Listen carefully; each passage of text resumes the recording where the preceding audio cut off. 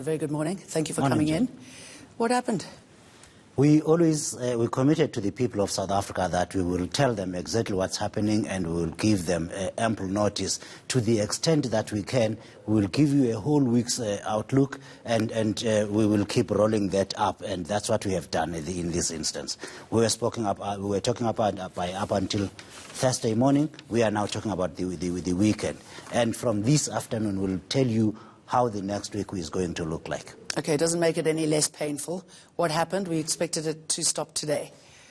Absolutely, it does not make it any less painful, but it empowers you to plan ahead and think about what you could be doing over the next few days. It's totally regrettable, and Eskom regrets this. We are doing everything we can to fix the infrastructure to make sure that we are able to keep the lights on. All right, what happened this time, though? Did anything break? Is it the same as before? What happened? You should not get the impression that load shedding was going to stop at 6.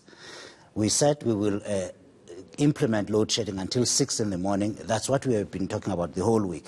And on a daily basis, we keep giving the update. So the update now, the prognosis is that we cannot afford to stop load shedding during the peak hours, which was a pilot program that we implemented to help ease traffic congestions. But the resources and indeed the machines breaking down, as we have been talking about them, made it impossible to implement that break between 6 and 9 in the morning and 4 to 6 in the afternoon. Yeah, I was going to ask you about that pilot project, right? So it was something that obviously appealed to people, considering the traffic that we experience when the lights go out. When is it going to come into force? On a daily basis, we look at what the infrastructure looks like, whether we will have capacity the following morning and in the afternoon. And so we will keep telling the people, we have not stopped the program, the pilot program. We will implement it as and when resources allow on a daily basis. That is contingent on the risk, or on the risk of the machines, on the emergency reserves.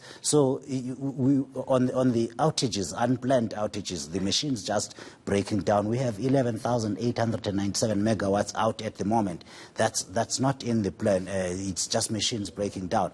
But we are doing critical maintenance to make sure that we are protecting the energy system in order to go into the winter months, which in a much better state than we are right now.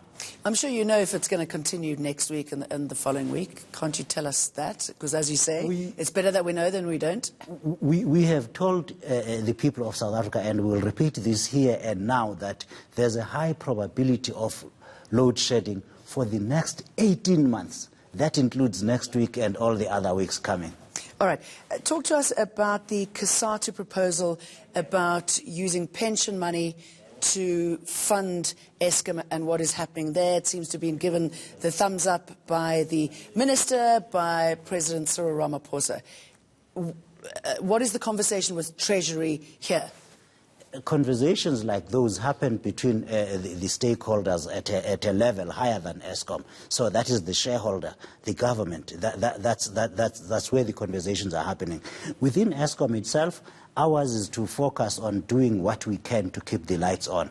The shareholder, the Public Enterprises Minister, the National Treasury, and indeed COSATU are best positioned to answer that question. Okay, and speak to them. We shall. Thank you very much for telling us about this extension of load shedding.